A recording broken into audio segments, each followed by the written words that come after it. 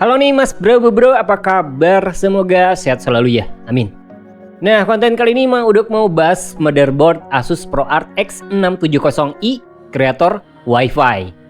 Katanya sih mobile ini bisa cocok banget buat konten kreator atau profesional. Pertanyaannya, apa worth it buat dipertimbangin? Jadi, pentingin terus video ini, oke?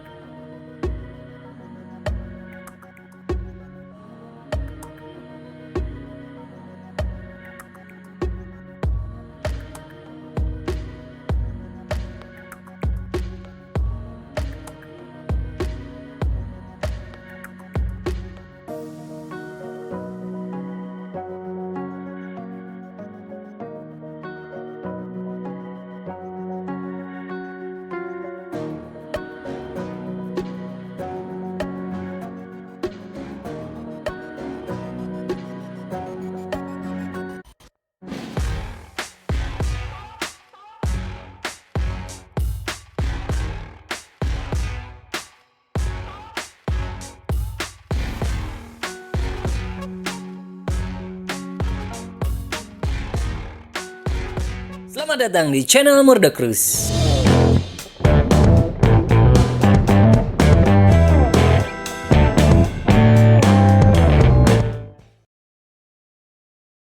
Oke bro, Asus ProArt X670i Creator Wi-Fi ini punya bandrol yang tinggi banget, nyampe 9,2 jutaan.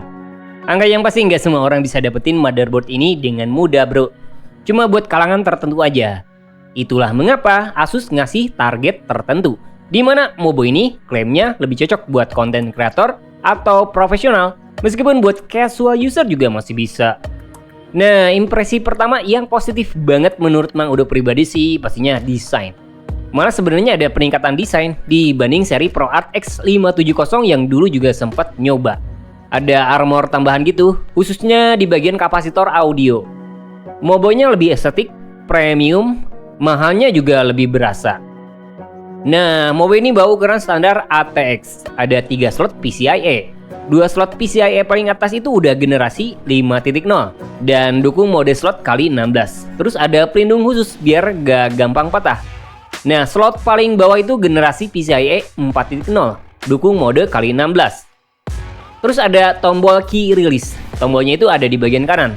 Fungsinya ini bisa mudahin lepas perangkat kayak VGA di slot PCIe utama dengan mudah. Jadi user nggak harus ribet lagi buat urusan lepas pasang VGA. Kalau slot M2, Mobo ini ada total 4 slot. 2 opsi paling atas itu udah dukung generasi SSD PCIe Gen 5. Terus 2 sisa bagian bawah itu masih dukung SSD Gen 4. Pilihannya terhitung lengkap sih.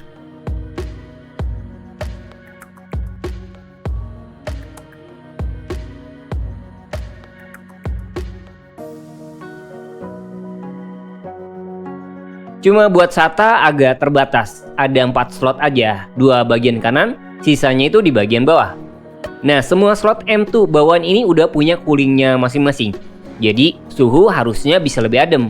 Apalagi kan udah ada bonus thermal pad juga. Jadi nanti kita tes performa cooling M2-nya pakai SSD terbaru. Nah, kebetulan Mang Udok punya SSD Z540 dari Team Group yang kemarin sempat dibahas tuh. By the way, pasang SSD di Mobo ini juga nggak butuh banyak baut M2. Pengunci Asus Key Latch tanpa baut tambahan juga udah ready. Kalau slot RAM itu ada 4 slot ekstra yang siap nampung RAM DDR5. Max kapasitas yang bisa ditampung itu nyampe 192 GB. Dengan speed OC yang didukung itu nyampe 8000 MHz. Nah, dukungan RAM yang besar nyampe 192 GB isyaratin kalau Mobo ini juga dukung mode RAM 24 GB terbaru. By the way, keterangan teknis dukungan OC profile, Mobo ini sayangnya cuma dukung AMD Expo buat profile utamanya. Jadi konsumen harus pastiin kalau mau pasang RAM di Mobo ini itu harus ngedukung AMD Expo. Nah, konektivitas Mobo ini lengkap banget dan bisa jadi alasan lain mengapa ini bisa cocok buat konten kreator atau profesional. Networking LAN-nya ada 2, antara Marvell 10 Gbps yang solid atau Intel 2,5 Gbps. Fitur LAN juga udah dukung Asus LAN Guard buat keamanan ekstra. Terus Wi-Fi-nya juga udah ada. Udah dukung Wi-Fi 6E mode transmisi 2x2. Terus antena bawaan yang dipakai juga sekarang lebih kokoh, mudah dipasang juga di casing. Kalau Bluetooth-nya udah 5.2. Buat port I/O, bagian belakangnya itu udah mumpuni. Total USB-nya ada 11. Nah, port unggulannya itu ada 2 port USB Type-C 40 Gbps. Cocok banget buat kreator yang butuh port USB serbaguna dengan bandwidth tinggi. Terus ada sebuah USB-C 3.2 20 Gbps. Ini malah bisa dukung power delivery 60 Watt. Dan sisa 7 port USB-A bawaan itu udah pakai generasi 3.2 yang kenceng. Kalau sisa port USB warna hitam 2.0 cuma buat update BIOS aja sih. Jadi kalau update BIOS bisa pakai Mobo sama PSU aja. By the way, tombol BIOS flashback bagian belakang juga ada. Itu bermanfaat kalau ada kendala saat ngetur BIOS. Kalau port display Mobo ini juga ada. Ada port HDMI sama DisplayPort. Cuma kalau port audio, bawaannya itu kayak lebih disederhanain. Pilihannya cuma ada 3 jack audio port, antara buat mic, terus sisanya itu buat jack line in dan out. Untungnya sih kalau audio bisa ngejanjiin. Audionya itu udah pakai Realtek S1220A yang ngedukung 7.1 surround sound. Dan diklaim ini bawa kapasitor terbaik buat ketahanan sama hasil kualitas audio yang baik. Terus fitur noise cancellation juga udah ready. Spek internal bawaan sebenarnya terhitung mumpuni juga. Contoh, konektor daya yang dibawa itu lengkap banget.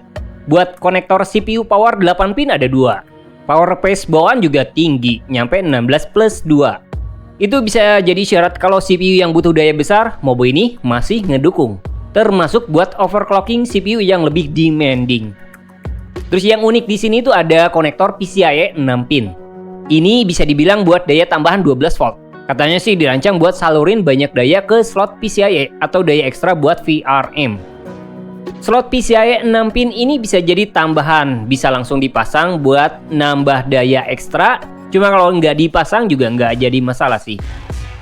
Nah, yang bisa jadi tambahan lain buat Mobo ProArt X670 ini sebenarnya ada di software. Software utama kayak Armoury Crate bisa penting buat ngatur banyak hal. Entah kipas, RGB, update driver, dan sebagainya. Kalau sisa software lain menurut Mang Udo pribadi sih nggak terlalu penting. Tapi bisa kalian cobalah buat cek lebih detail. Siapa tahu bisa kepake. Seperti My Asus, Creator Hub, dan sebagainya. Terus hal penting lain di Mobo ini ada di BIOS UEFI bawaan. Fitur BIOS sebenarnya lengkap banget dan bawa interface yang sangat friendly.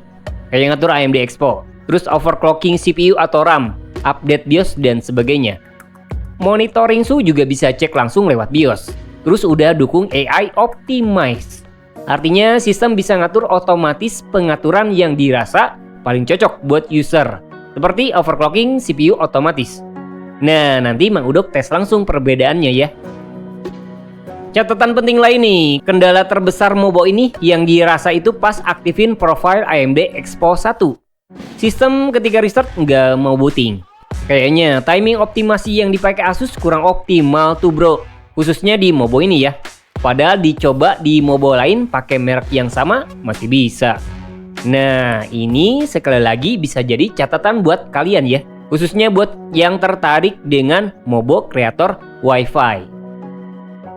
Nah, gimana dengan performa? Mang Udok sendiri mau nunjukin beberapa skenario buat perbandingan kinerja. Itu juga bisa ngasih pemahaman lebih jelas buat user. Pertama, perbandingan kinerja prosesor yang diatur sistem BIOS antara AI Optimize, terus ada default alias nggak banyak perubahan, cuma AMD Expo aja yang aktif, dan fitur AMD Precision Boost dengan opsinya itu Eco Mode. By the way, CPU yang dipakai itu pakai Ryzen 7 7700, default TDP 65 Watt. Nah, dari hasil Cinebench R23, kinerja CPU dari sistem default, AI sama AMD PBO, ternyata hasilnya beda-beda. Pilihan default yang cuma aktifin profile memori AMD Expo aja lebih diuntungkan. Multicore sama single core jauh lebih baik dibanding AI Optimize. Pilihan PBO juga bisa lebih oke dibanding AI. Apalagi fitur ini kan cuma ngebatasi suhu max nyampe 90 derajat Celcius. Jadi bisa diwajarin kalau kinerja berkurang. Nah, menurut Mang Udok, AI Optimize bawaan kreator ini masih perlu banyak perbaikan tuh bro. Padahal dulu pernah nyoba juga pakai seri lain di merek yang sama. Fitur AI harusnya lebih oke. Yang terjadi malah dirasa agak kurang, khususnya di kasus Mobo ini. Terus hasil CPU Score 3D Mark Time Spy juga pilihan default lebih oke dibanding AI. Kalau overall suhu motherboard, pilihan default sangat aman dengan rata-rata cuma sebesar 39 derajat Celcius. Kalau suhu chipset mungkin agak tinggi, nyampe 68 derajat Celcius. Malah lebih tinggi dibanding beberapa Mobo yang pernah Mang Udok coba. Tapi hitungannya sih masih aman. Nah, terakhir performa cooling M2. Ini bisa ngaruh ternyata. Apalagi SSD Gen 5 itu bakal tergantung cooling M2 bawaan Mobo. Nah, Mang Udok tes pakai Z540 dari Team Group. Suhu masih tinggi bro. Suhu idle bisa nyampe 64 derajat Celcius. Kerja penuh malah bisa nyampe 74 derajat Celcius. Nah, kinerja coolingnya itu ternyata masih jauh dibanding ROG Strix X670i Gaming Wi-Fi. Kualitas thermal M2 bawaan Mobo ini dirasa masih kurang dibanding beberapa Mobo yang pernah Mang Udok coba. So, is it worth it? Asus ProArt X670i Creator Wi-Fi sebenarnya masih jadi salah satu rekomendasi motherboard unggulan, khususnya buat platform CPU AMD terbaru. Malah Mobo ini layak dapat Best Design Award dari Murdoch Plus. Tampilannya premium, port USB dan networkingnya itu lengkap banget, BIOS juga terhitung friendly. Buat kinerja lebih menuntut juga memungkinkan, seperti overclocking CPU atau RAM, tanpa harus khawatir daya berkurang. Cuma sayang harga terhitung tinggi. Terus stabilitas AMD Expo Profile 1 itu nggak rekomendasi. User perlu pilih Expo 2 buat pilihan lebih baik, atau harus diatur secara manual. Dan minus lain itu fitur AI Optimize yang dirasa masih kurang stabil. Terus minus tambahan lain itu performa cooling M2 sama VRM. Suhu masih tinggi. User perlu tambah cooling ekstra biar lebih adem. Nah, gimana menurut kalian? Coba tulis di kolom komentar ya. Jadi, itu dia ulasan singkat motherboard Asus ProArt X670i Creator Wi-Fi. Nggak semua sih diungkap, tapi semoga bermanfaat. Jangan lupa like dan subscribe-nya.